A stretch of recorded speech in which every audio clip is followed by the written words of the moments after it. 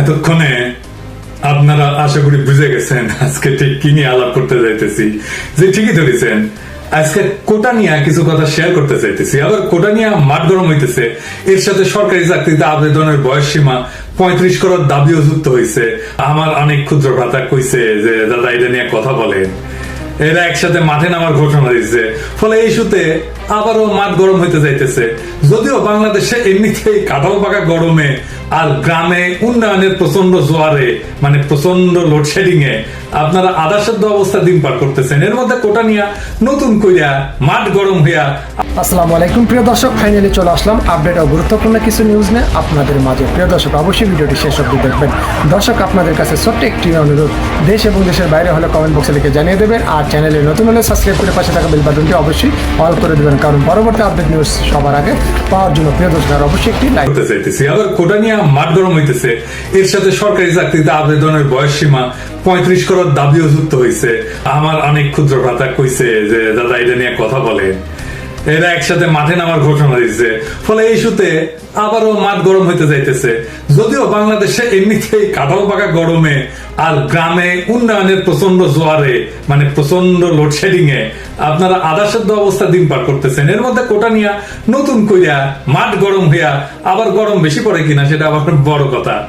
যাই হোক, এই ঘটনায় অনেক ইন্টারেস্টিং বিষয় আছে, কি সেটা আসলে বুঝে নেই।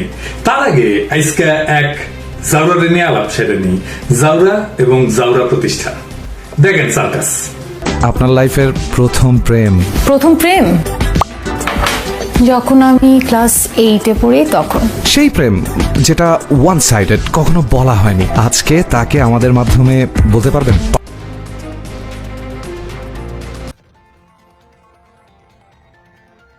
আচ্ছা, প্রেম লাইফ না সিঙ্গেল লাইফ, আপনার এক্সপেরিয়েন্সে কোনটা বেটার আপনার কাছে? বোথ। এই সার্কাসে বিজ্ঞাপনটা দেখেন, এটা একটু বড় করে দেখে দেন কার বিজ্ঞাপন দিতেছে। আঙ্কারে প্রথম আলো, ডাবর, এই প্রথম আলো, লেট, কালচারাল মাফিয়া, ছায়ানট, সবারই একটাই কৌশল। প্রথমে মাইয়ার মধু পেলে, তারপরে ওই মধুর আকর্ষণে পড়ারা আসে। এই মাইয়া ক্লাস 8 থেকে প্রেম করে, তো এই গল্প শুনাইতেছে, শুনাক, অসুবিধা নাই। কিন্তু ডাবর, এর মধ্যে ডাবর কেন? হ্যাঁ, মতিউর রহমান, ডাবর একেবারে পশ্চাৎ হান্দায় দেব। এই মাইয়া তোমাকে না কইছি না যে ইন্ডিয়ান পণ্য থেকে দূরে থাকবা, কানে কথা যায় না, কুরকুরানি বেশি। কুরকুরানি ওষুধ কলে আমার কাছে আছে। বাংলাদেশে যদি করে কন্যা খাবার চাও, গণমানুষের বিরুদ্ধে দাঁড়াবে না, দিন একরকম করলে থাকবে না। আর এইটা প্রথম আলোর ছবিটা আর একবার দেখান তো, দোরাই স্বামীর লগে নিকা বসিচ্ছে, চুক্তি করিচ্ছে। এরকম কত চুক্তি যে আছে প্রথম আলোর ইন্ডিয়ার সাথে কে জানে। বাংলাদেশ ধ্বংস করার মিডিয়া কারিগর দুটা, একটা মতিউর রহমান আর একটা ডেলি স্টার, মাহফুজা নাম। এরাই 111 ঘটায় হাসিনারে আনছে। যেদিন হাসিনা পড়বে সেদিন প্রথম আলো আর ডেলি স্টার অফিসের দখল নেওয়া লাগবে, কলে পাশায় লাথি দিয়ে সব ঘরে বাইর করে দিবেন। তারপরে কি করা লাগবে আমি কয়ে দেবো। এই দুইটাই জাউরা, এই দেন তো এটা দেন, ঠকাস করে মেরে দেন। আর ওই যে ভারত বন্ধু পাইলাম কয়টা, আর একটা পাইলাম, তাই না? হ্যাঁ, আগের গুলার সাথে দেখান, অপূর্ব, জান্নাতুল পিয়া, মেজাবিন, আব্দুল নূর তুষার আর এ তানজিন তিশা। এখন আমার ক্ষুদ্র ভাতারা কবে যে মায়াদের বয়কট করলে বাকি থাকবে কে? কেউ তো বাকি থাকবে না, না থাকাই তো উচিত। হ্যাঁ, এই বালগুলোরে দেখা লাগবে কে? না আছে চেহারা, না আছে ফিগার, না জানে অভিনয়। এই যে জান্নাতুল পিয়া, ওর ফিগার তো সরিষার তেলের বোতলের না কার। হ্যাঁ, তো দেখেছেন, ছবি দেখেছেন, জায়গা মতো দাঁড়াইছে আর কি, ড্যাডি অফ দ্য নেশনের। হ্যাঁ, তো দেখবাই যখন তখন এই মার্গট রবিন দেখবা, গ্যাল গ্যাডেট দেখবা, স্কারলেট জোহানসন দেখবা। হ্যাঁ, এইসব ঝোলে দেখার দরকার আছে। এখন ক্ষুদ্র ভাতারা কবে দাদা আপনি কে করে জান্নাতুল পিয়া ফিগার দেখেছেন? দেখেছি, শুধু দেখি না, ম্যাপেও লিছি। বাঙ্গু সেকুলারেরা ওই যে প্রগতিশীলতা বেছে না, এরা গ্ল্যামার বেছে। প্রগতিশীলতার এদের গ্ল্যামারের দেবো, আর এটাই রাজনীতি। যাই হোক, কোটা প্রসঙ্গে আসি। কারাল রানীর ক্ষমতার চরিত্র এবং তার দেশ শাসনের ধরন বোঝার জন্য এই ঘটনাটা একটা অতি উৎকৃষ্ট উদাহরণ। কাটাল রানীর তো গুণের শেষ নাই। এই ঘটনায় তার কিছু পুরানা গুণ আবার নতুন করে প্রকাশ পাইতেছে। এই কাটাল রানীর কর্তৃত্ববাদী শাসনের কথা গোটা দুনিয়া জানে। হাসিনার 15 বছর শাসন আমলে অনেকবারই তাদের বেকায়দায় পড়তে হয়েছে। জনগণের দাবির মুখে তার অবস্থান পরিবর্তন করতে বাধ্য হয়েছে বেশ কয়েকবার। যেমন নিরাপদ সড়ক আন্দোলনে সড়ক আইনের কিছু সংস্কার হয়েছিল, বেসরকারি বিশ্ববিদ্যালয় থেকে ভ্যাট আদায় বাতিল হয়েছিল এবং সরকারি চাকরিতে কোটা ব্যবস্থা বাতিল করা হয়েছিল। হ্যাঁ, কিন্তু অবাক করা বিষয় হলো যেগুলো সবগুলাই আবার ধীরে ধীরে ফেরত আসতেছে। আপনি কুত্তার লেজ যদি 100 বছরের চুঙ্গার মধ্যে বইরা রাখেন না, তো তারপরে যখনই ছেড়ে দিবেন আবার দেখবেন বাঁকা হয়ে গেছে। বিশ্বাস না, ট্রাই করে দেখতে পারেন। অবশ্যই ট্রাই করার দরকার নাই, লিগের দিকে তাকাইলে এটা বুঝবেন। এই লিগ হইতেছে কুত্তার লেজ। তো এই জন্যই কুত্তার সাথে এদের এত ভাব ভালোবাসা হয়, বুঝছাও। হ্যাঁ, ওই যে পোলাটা দেখেন না, ওই যে হাসিনা পোলা, হ্যাঁ, ও কুত্তা প্রেমী। হ্যাঁ, কুত্তা লেগে বসে থাকে। কুত্তাটা কলে সুন্দর আছে। তো যাই হোক, ওই জনগণের আন্দোলনের মুখে এগুলো যেগুলো মেনে নিছে বলে এতদিন আপনারা মনে করছিলেন, তার সবই কিন্তু একের পর একটা এখন ফেরত আসতেছে। আন্দোলনের মুখে কাউয়া কাউয়া কাদের, ওই যে কাউয়া কাউয়ার সাউন্ড না, জোরে দেন, আরো জোরে দেন, আরো জোরে দেন, কান ফাটাই দেন। হয়েছে এবার। ওই যে সড়ক আইনে কইছিল না, যে সড়ক আইনে যে কঠিন কঠিন বিধানগুলোর যুক্ত করার ঘোষণা দিছিল না, সেগুলো ইতিমধ্যে শিথিল করা হয়েছে। কিন্তু জানেন, উচ্চ আদালতে ভ্যাট প্রত্যাহারের ঘোষণা বাতিল হয়েছে। সবশেষে কয়েকদিন আগে উচ্চ আদালত সরকারি নিয়োগের ক্ষেত্রে এই মুক্তিযোদ্ধা কোটা বাতিল সংক্রান্ত পরিপত্রে অবৈধ ঘোষণা করছে। মানে হইল, হাসিনার তার লেসপেন্সরদের মুখের কথার কোনো দাম নাই, ওর গুয়া দিয়ে রক্ত আর মুখ দিয়ে মিশা কথা বাড়ায়। আপনি শয়তানরে বিশ্বাস করতে পারেন, কিন্তু এদের বিশ্বাস করলে চিরতরে ধরা খেবেন। শয়তানও ওদের গরু মানে, কিন্তু আমরা ঠিকই ওদের জারমে ধরে ফেলতে পারি। যাই হোক, কোটায় আবার ফিরে আসি। স্বাভাবিকভাবে এই রায়ের পরে সমাজে প্রতিক্রিয়া শুরু হয়েছে। দেশে বিভিন্ন শিক্ষাঙ্গনের প্রতিবাদী মিছিল মিটিং আবার শুরু হইতেছে। তো এবার আসেন একটু আগে ফিরে আসি। অনেকে হয়তো জানেন না কোটা সংস্কার আন্দোলন সম্পর্কে, একটু ফিরে দেখি। আওয়ামী লীগ সরকার ক্ষমতা আসার পরে যে কয়টা গণদাবি তাদেরকে পিছু হতে বাধ্য করছিল, তার মধ্যে অন্যতম ছিল কোটা বাতিলের দাবিতে আন্দোলন। কিন্তু আন্দোলনটা কোটা বাতিলের দাবিতে করা হয় নাই, কিন্তু তারা শুরু থেকেই চাইছিল কোটা সংস্কার। কোটা বাতিল আর সংস্কার, এই দুইটার মধ্যে কিন্তু পার্থক্যটা মনে রাখতে হবে। আন্দোলনের নামই ছিল কোটা সংস্কার আন্দোলন, কিন্তু আন্দোলন যখন সারা দেশে ছড়ায় পড়ে, সরকার অনর অবস্থান থেকে সরে আসতে বাধ্য হয়। কাটাল রানীর সবকিছুতে ক্রেডিট নেওয়ার অভ্যাস আছে, তাই তখন সে কোটা বাতিলই করে দিছিল। তখন আন্দোলনকারীরা ভাবছিল, আরে বা, চাইলাম সংস্কার করে দিল বাতিল, হ্যাঁ, চাইছিলাম পিস্তল দিল কামান।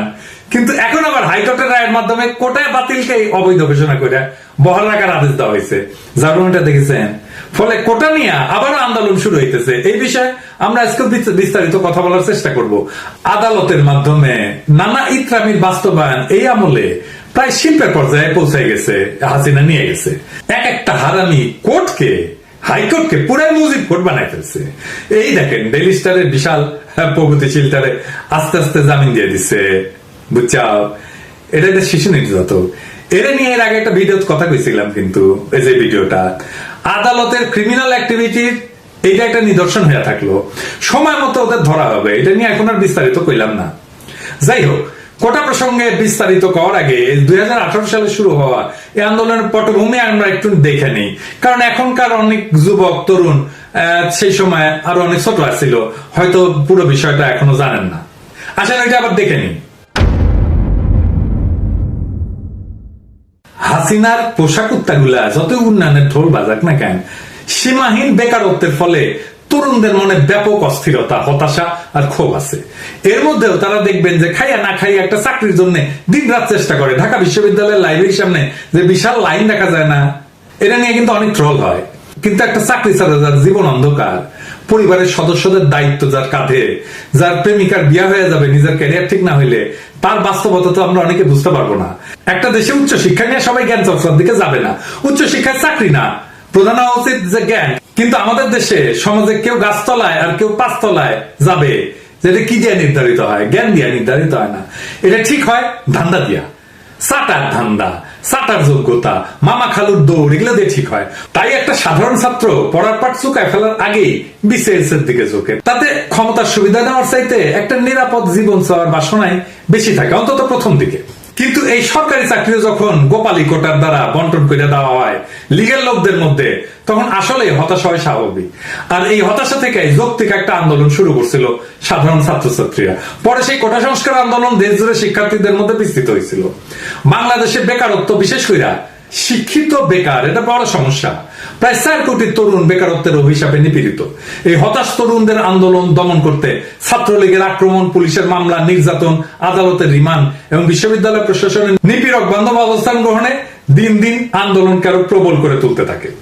এর সাথে যোগ হয়েছিল আন্দোলনকারী নারী শিক্ষার্থীদের উপরে যৌন আক্রমণ। শহীদ মিনারে ছাত্রলীগ একাধিকবার আক্রমণ করছে কোটার বিরুদ্ধে সংগঠিত হওয়া সাধারণ ছাত্রদের উপরে, এমনকি শিক্ষকরা তার হামলা থেকে রক্ষা পায় নাই। যাই হোক, কোটা সংস্কার আন্দোলন বাংলাদেশের সব ধরনের চাকরির ক্ষেত্রে কোটার ভিত্তিতে নিয়োগের যে প্রচলিত ব্যবস্থা, সেইটা সংস্কারের দাবিতে সংগঠিত হয়েছিল এবং এটা দ্রুত সারা দেশে ছড়ায় পড়ছিল।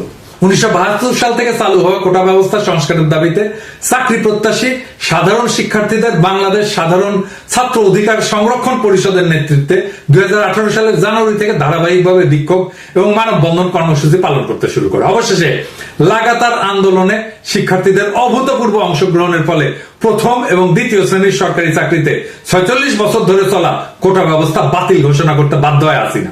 চাকরিতে কোটা প্রবর্তনের পটভূমি যদি দেখি, তাহলে দেখা যাচ্ছে বাংলাদেশ স্বাধীন হওয়ার পর সর্বপ্রথম 1972 সালে সরকারি চাকরির ক্ষেত্রে কোটা ব্যবস্থা প্রবর্তন করা হয়। সেই সময় মেধা তালিকার 20% বরাদ্দ রেখা 40% জেলা ভিত্তিক, 30% বাংলাদেশের স্বাধীনতা সংগ্রামে অংশগ্রহণকারী মুক্তিযোদ্ধা পরিবারের সদস্যদের জন্য এবং 10% যুদ্ধে ক্ষতিগ্রস্ত নারীদের জন্য বরাদ্দ দেওয়া হয়। ফলে এই মেধার অবমূল্যায়ন শুরু থেকেই ছিল, এটা দেখতে পাওয়া যাচ্ছে। কিন্তু কোটার মাধ্যমে কিভাবে বৈষম্য বাড়ানো হয়েছে, আসেন সেটা একটু দেখি। যে তথ্য পাওয়া যাচ্ছে তাতে দেখা যাচ্ছে যে নিবন্ধিত মুক্তিযোদ্ধার সংখ্যা 2 থেকে 2.5 লাখ, অর্থাৎ 1000 মানুষের মধ্যে মুক্তিযোদ্ধার সংখ্যা 1.2 জন বা 1.5 জন, যা সমগ্র জনসংখ্যার 0.12 থেকে 0.15%। 0.12% মুক্তিযোদ্ধার জন্য কোটার পরিমাণ 30%, যা হাজারে রূপান্তর করলে দেখা যায় 1000 জনতার মাঝ থেকে 1 থেকে 1.5 বা 1.5 জন মুক্তিযোদ্ধার পরিবারের জন্য কোটার পরিমাণ 300। কিন্তু উল্টা দিকে মুক্তিযোদ্ধা নিয়ে আওয়ামী লীগের প্রচার করা প্রত্যেকটা জিনিস ভুয়া। মুক্তিযোদ্ধার শহীদের সংখ্যা ভুয়া, মুক্তিযোদ্ধার সংখ্যা ভুয়া। এই সংখ্যা তো ভূতের গল্পের রাক্ষসের মতো দিন দিন বাড়ে। এই বিষয়ে আমার বইতে আমার কিন্তু বিস্তারিত লিখছি। যাই হোক, বর্তমানে বাংলাদেশের বিভিন্ন সরকারি চাকরির ক্ষেত্রে 55% বেশি কোটা আছে, যার মধ্যে মুক্তিযোদ্ধা কোটা 30%, জেলা ভিত্তিক কোটা 10%, নারীদের জন্য 10% এবং ক্ষুদ্র নৃগোষ্ঠীর জন্য 5%। তবে নিয়ম অনুসারে এই সমস্ত কোটার যোগ্য প্রার্থী না পাওয়া গেলে 1% প্রতিবন্ধীদের জন্য বরাদ্দের বিধান আছে। সংবিধান অনুসারে কোটা কিন্তু অসাংবিধানিক। কিভাবে? কারণ সংবিধানের 19-1, 29-1, 29-2 অনুচ্ছেদ সমূহে চাকরির ক্ষেত্রে সকল নাগরিকের সমান সুযোগের কথা বলা হয়েছে। এই পরিসংখ্যান থেকে সহজে বুঝতে পারা যাচ্ছে যে কোটা সংস্কার আন্দোলন কতটা ন্যায্য ছিল। আর এইটারে চেতনা বিরোধী বইলা সবাইকে জামাত শিবির ট্যাগ দিয়া অকথ্য নির্যাতনের লাইসেন্স দিছিল ছাত্রলীগকে। ডুগডুগি মতিয়া, ওই যে ডুগডুগি শব্দ দেন, হ্যাঁ ও কিন্তু মুজিবের চামড়া দিয়া ডুগডুগি বাঁচাতে চেয়েছিল। এই মতিয়া তাদেরকে রাজাকার বলে ঘোষণা দিছিল। এই আন্দোলন থেকে জন্ম হয়েছে গণ অধিকার পরিষদের, যার নেতা নুরুল হক নুরু। নুরুল হক নুরু হচ্ছে সাবেক ছাত্রলীগ নেতা এবং শেখ হাসিনাকে আম্মা ডেকে রাজনীতি শুরু করছিল। শুনে, আমি ছাত্রলীগের কর্মী ছিলাম না, শুধু ছোটখাটো একটা নেতাও ছিলাম, হলের পোস্টেড ছিলাম। 2.5 বছর বয়সে আমার মা মারা যায়, আর আমার ছোট ভাইকে এখানে এসেছে, ওর বয়স ছিল তখন 1 বছর। আমার মায়ের এটা আমি যতটুকু মনে করতে পারি। আর আজকে আমি মাননীয় প্রধানমন্ত্রী এতদিন টিভিতে আমি ওভাবে দেখতে পারিনি, কিন্তু আজকে দেখে আসলে আমার মনে হয়েছে যে তার মধ্যে আমার মায়ের চেহারাটা আমি কিছুটা দেখতে পেয়েছি, এরকম একটা জিনিস। যাই হোক, সে ছাত্রলীগ হিসাবে রাজনীতি শুরু করলেও কোটার দাবিতে সোচ্চার হওয়ার পরে প্রায় নিয়মিত তাকে ছাত্রলীগের হাতে আক্রান্ত হইতে দেখা যেত। ছাত্রলীগের মাইল খাইতে খাইতে খাইতে খাইতে পোলাটা নেতা হয়ে গেল। যাই হোক, এটা নিয়ে ভিডিও করছি, আর বেশি কিছু কই না আর কি। হ্যাঁ, তা আমি যা মূল্যায়ন করছিলাম সেই মূল্যায়নকে আমি এখনো সঠিক বলে মনে করি। পোলাটা বড় হয়ে সুলতান মনসুর হবে। ওরে নিয়ে কথা না কই, আমরা কোটার বিষয়ে থাকি আর কি। ওই আন্দোলন চলার সময় ডুগডুগি মতিয়া যখন ওদের রাজাকারের বাচ্চা বলছিল, আর তখন আন্দোলনের নেতারা শেখ মুজিবের ছবি উচ্চা কইরা ধরে আবেগে প্রতিবাদ করছিল। তখন বিবিসি একটা সংবাদ করছিল, তাতে প্রশ্ন করা হয়েছিল যারা এই আন্দোলনের মূল সংগঠন তাদের রাজনৈতিক পরিচয় কি। নূর কইছিল যে তাদের অনেকে বিভিন্ন রাজনৈতিক ছাত্র সংগঠনের সঙ্গে জড়িত ছিলেন বা আছেন, কিন্তু আন্দোলনটি সম্পূর্ণই অরাজনৈতিক। এটা বলে অরাজনৈতিক আন্দোলন, এটা রাজনীতি, এটাই ওই বুঝে না, ওই এখন রাজনীতি করে। কোটা সংস্কার বা কোটা বাতিলের আন্দোলন যে রাজনীতি, সেটা দেশে কইতেছে এটা অরাজনৈতিক। চিন্তা করে এই কয় যে আমি আগে ছাত্রলীগের রাজনীতির সঙ্গে যুক্ত ছিলাম, এখন কোন দলের সঙ্গে নাই, অন্য অনেকে হয়তো অন্য কোনো দলের সঙ্গে থাকতে পারেন, কিন্তু আমাদের আন্দোলন একেবারে অরাজনৈতিক। এর পেছনে কোনো রাজনৈতিক ষড়যন্ত্র নাই। যদি থাকতো তাহলে আমরা অনেক আগে সহিংসতার পথ বেছে নিতে পারতাম, কিন্তু আমরা শুরু থেকে একেবারে শান্তিপূর্ণ উপায়ে আন্দোলন করতেছি। তার মানে রাজনীতি মানে সহিংসতা। ওই কয় তুই তো এখন রাজনীতি করে, তুই কি সহিংসতা করে? তো পরে যখন প্রশ্ন করা হয় তাদের আন্দোলন যদি এতটাই অরাজনৈতিক হবে, তাহলে মিছিলে কেন তারা শেখ মুজিবুর রহমানের ছবি বহন করে? মানে শেখ মুজিব অরাজনৈতিক চাও। তখন এই নূর কইছিল যে বঙ্গবন্ধু হচ্ছেন বাংলাদেশের স্থপতি, এটা যদি কেউ সামনাসামনি স্বীকার না করে, মনে প্রাণে কিন্তু বিশ্বাস করে। তার নেতৃত্বে বাংলাদেশ স্বাধীন হয়েছে, তিনি বৈষম্য মুক্ত সমাজের স্বপ্ন দেখছেন, আমরাও বৈষম্য দূর করার আন্দোলন করছি, সেই জন্যই আমরা তার ছবি নিয়ে মিছিল করিচ্ছি। বুঝেন অবস্থা? বৈষম্য মুক্ত মহান নেতার আমলে মানুষ না খেয়া মরছে। ৭৪-এর দুর্ভিক্ষ কি এমনি হয়েছে? আমরা বানাই কই? বাসন্তীর জাল পড়া ছবি কি মিশা? এই বুঝ নিয়ে যে রাজনীতি করে, তাহলে আপনি তারে কি করবেন? ফলে এই আন্দোলন যে সফল হবে না, এটাই স্বাভাবিক। কেন এটা সফল হইতো এটা পরে আবার একটু করার চেষ্টা করুননি। ওই সময় নূরের সাথে যোগাযোগের চেষ্টা করছিলাম, কথা বলার চেষ্টা করছিলাম, পাত্তাই দেয় না, কথাই কয় না, এতই রোয়াবর। বিবিসি তখন লিখছিল, আমরা দেখেছি একটি অরাজনৈতিক ইস্যুর আন্দোলনে ছাত্ররা রাজনৈতিক নেতার ছবি নিয়ে মিছিল করছেন। বাংলাদেশের ছাত্র আন্দোলনের ইতিহাসে এমন নজির সম্ভবত এটাই প্রথম ছিল। শাহবাগে ছাত্রদের বড় বড় মিছিলগুলোতে সরকারি চাকরিতে কোটা ব্যবস্থার সংস্কার দাবি করা হয়েছিল। তাতে অনেকের হাতেই ছিল বাংলাদেশের স্বাধীনতা আন্দোলনের নেতা এবং প্রতিষ্ঠাতা রাষ্ট্রপতি শেখ মুজিবুর রহমানের ছবি। শুধু তাই না, আন্দোলনকারীদের মুখে শোনা যাচ্ছিল জয় বাংলা জয় বঙ্গবন্ধু স্লোগান, যেটি আসলে সচরাচর বাংলাদেশের ক্ষমতাসীন আওয়ামী লীগ এবং তাদের অনুসারী সংগঠনগুলোর সমাবেশেই শোনা যায়। যাই হোক, কোটা তো আবার ফিরে আসলো, কিভাবে সেটা দেখি। 2018 সালের 4 অক্টোবর জনপ্রশাসন মন্ত্রণালয় সরকারি দপ্তর, স্বায়ত্তশাসিত, আধা স্বায়ত্তশাসিত প্রতিষ্ঠান, বিভিন্ন কর্পোরেশনের চাকরিতে সরাসরি নিয়োগের ক্ষেত্রে সরকারের বিদ্যমান কোটা পদ্ধতি সংশোধন করে পরিপত্র জারি করে। ওই পরিপত্রের বৈধতা চ্যালেঞ্জ করে 2021 সালে রিট করে চাকরি প্রত্যাশী এবং মুক্তিযোদ্ধার সন্তান ওহিদুল ইসলাম সহ 7 জন। আপনাদের হয়তো মনে আছে, কোটা সংস্কার আন্দোলন চলার সময় এই আন্দোলনের বিরুদ্ধে একটা অংশ সক্রিয় হয়ে ওঠে। বেগম মালিক, প্রজম মল্লিক, মুক্তিযুদ্ধের সন্তানদের বিভিন্ন সংগঠন নানা নাম ধরে কর্মসূচি দিতে থাকে। যাই হোক, আইনজীবী রাজেমা মিডিয়াকে বলে যে 2018 সালের পরিপত্র আইনগত কর্তৃত্ব বহির্ভূত এবং বাতিল ঘোষণার ফলে 9ম থেকে 13তম গ্রেডে 30% মুক্তিযোদ্ধা কোটা পুনর্বহাল হল। এ বিষয়ে আমাদের আসিফ নজরুল ভাই কলাম লিখছেন। তাদের লিখছেন যে বাংলাদেশের সংবিধানের অন্যতম মূলনীতি হচ্ছে সাম্য, সুযোগের সমতা এবং বৈষম্যহীনতা। সমতার নীতি কিছু ক্ষেত্রে ব্যতিক্রম অনুমোদন করে প্রায়োগিক সমতা নিশ্চিত করার স্বার্থে। সমতার এই দর্শনের বিভিন্ন প্রকাশ আমাদের সংবিধানেও রয়েছে। যেমন সংবিধানের 29 অনুচ্ছেদে বলা আছে, নাগরিকদের যে কোনো অনগ্রসর অংশ যাতে সরকারি চাকরিতে উপযুক্ত প্রতিনিধিত্ব লাভ করতে পারে সেজন্য বিশেষ বিধান প্রণয়ন করা যাবে। এই বিধান বলে নাগরিকদের অনগ্রসর অংশের জন্য সরকারি চাকরিতে কোটার বিধান করা অসাংবিধানিক হবে না। কোটা বিষয়ে সমাজের তীব্র অসন্তোষ শুরু হয়। কারা এই অনগ্রসর শ্রেণী, এর উপযুক্ত প্রতিনিধিত্ব মানে কি, এইসব প্রশ্ন।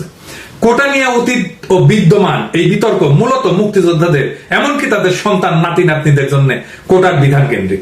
মুক্তিযোদ্ধারা কি সমাজের অনগ্রসর অংশ? তিনি প্রশ্ন তুলছেন। এদেশের তৎকালীন এলিট পরিবারগুলো সহ সমাজের সর্বস্তরের মানুষ মুক্তিযুদ্ধ করছিলেন, তারা ঢালাওভাবে অনগ্রসর হন কিভাবে, বা তারা কতটুকু সুবিধা পেতে পারেন? এটা একটা জরুরি প্রশ্ন। অন্যায় সুবিধা দেওয়া হলে মুক্তিযুদ্ধের প্রতি সম্মান মর্যাদা কোনোটাই বাড়বে না, এটা আমরা সবাই মানি। তিনি বলেন, এই কোটার এই আধিক্য সমাজের সীমাহীন বৈষম্য সৃষ্টি করেছিল। উদাহরণ হিসেবে উনি কয়েকটা উদাহরণ দিচ্ছেন। 2006 সালে সম্পন্ন হওয়া 25তম বিশেষ পরীক্ষায় মেধার ভিত্তিতে নিয়োগ পাইছিলেন প্রথম 228 জন, বাকিদের অযোগ্য ঘোষণা করে চাকরি দেওয়া হয়নি। অপরদিকে বিভিন্ন কোটার কল্যাণে 1611তম হয়ে পররাষ্ট্র মন্ত্রণালয়, 5104তম হয়ে প্রশাসন, 5377তম হয়ে কেউ কেউ পুলিশ ক্যাডারে চাকরি পাইছিলেন। আর একটা বিস্ময়কর বিষয় হলো, এত ব্যাপক হারে কোটা যাদের জন্য সংরক্ষণ করা হয়েছিল তারা কোটা সমসংখ্যক পদে নিয়োগ পরীক্ষায় পাশও করেনি কখনো। এই কারণে 28তম থেকে 31তম BCS এ 3162টা পদ শূন্য ছিল, অথচ সম্মিলিত মেধা তালিকার উপরের দিকে অবস্থান করে অনেকে চাকরি পাননি। কোটা ব্যবস্থা পুনরায় চালুর বিবেচনা করতে গেলে সরকারকে অবশ্যই এই নৈরাজ্যকর চিত্রগুলো ভাবতে হবে। মুক্তিযোদ্ধার ভুয়া সার্টিফিকেট নিয়ে যারা বা যাদের সন্তানেরা চাকরিতে ঢুকেছেন তাদের সবাইকে চিহ্নিত করে বরখাস্ত করতে হবে। সরকারি চাকরির নিয়োগে সব ধরনের দুর্নীতি এবং স্বজনপ্রীতি কঠোরভাবে দূর করতে হবে। তো কেন এই ধরনের আন্দোলনের কোনো ভবিষ্যৎ নেই?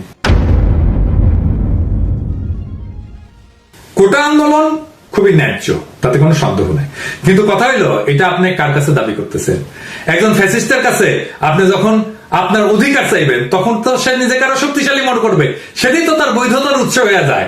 এই আন্দোলন যখন চলে তখন বিরল হইলেও কেউ কেউ এটা বিরোধিতা করছিলেন, মানে এই ধরনের আন্দোলনের পরিণতি যে ভালো হবে না সেটা অনেকে বলছিলেন। এটাতে যে রাজনৈতিক মুক্তি আসবে না সেটাও বলছিলেন। এই আন্দোলন থেকে যে নেতা দল তৈরি হয়েছে তারাও জনগণের আস্থা এবং আবেগকে অপমানিত করছে, কারণ এটা শুরু থেকেই লেনিনের ভাষায় একটা কথা আছে, পেটি বুর্জোয়া আন্দোলন। পেটি এটা একটা ফ্রেঞ্চ ফরাসি শব্দ, পেটি মানে ক্ষুদ্র, ছোট, ক্ষুদ্র স্বার্থের জায়গা থেকে আন্দোলন। এবং পেটি বুর্জোয়া আন্দোলন নিজের রুটি রুজির জন্য, নিজের স্বার্থের জন্য আন্দোলন, এইটা দিয়ে কোনোদিন রাজনৈতিক মুক্তি আসে না, আসতে পারে না, যদি না সে আন্দোলনের সাথে মতাদর্শিক সংগ্রাম যুক্ত না হয়। এইটার মতাদর্শ ছিল আব্বাতন্ত্র। যার হাত ধরে বাংলাদেশে বৈষম্য শুরু হয়েছে সেই শেখ মুজিব, ওই যে সোহরাওয়ার্দীর বডিগার্ড, তার ছবি বুকে নিয়ে কয় মুজিবের বাংলায় বৈষম্যের ঠাঁই নাই। কত বড় হারামিপনা! আমাদের রাজনৈতিক মুক্তির সংগ্রামকে আগায় নিতে হবে। রাজনৈতিক ভাবে মুক্তি পাওয়া গেলে এই ধরনের আব্বাতন্ত্র, পিতৃতন্ত্র, মুজিবতন্ত্র এমনিতেই জয় বাংলা হয়ে যাবে। যেটাকে বলি যক্ষা ভালো হইলে কাশি এমনিতেই ঠিক হয়ে যাবে। কিছু ইস্যু ভিত্তিক আন্দোলন করে হুজুর তুইলা সুলতান মনসুর টাইপের নেতা সামনে আসলে আমাদের মুক্তি আসবে না। তাই আমাদের দাবি ভারত এবং তাদের সহযোগীদের হাত থেকে বাংলাদেশকে রক্ষা করে একটা গণতান্ত্রিক রাষ্ট্র তৈরি করা, যাতে আর মুক্তিযুদ্ধের ব্যবসা করার সুযোগ না থাকে। চেতনার নামে দেশের সর্বনাশ করতে কেউ যেন না পারে সেই শক্তিশালী প্রতিষ্ঠান তৈরি করা হবে।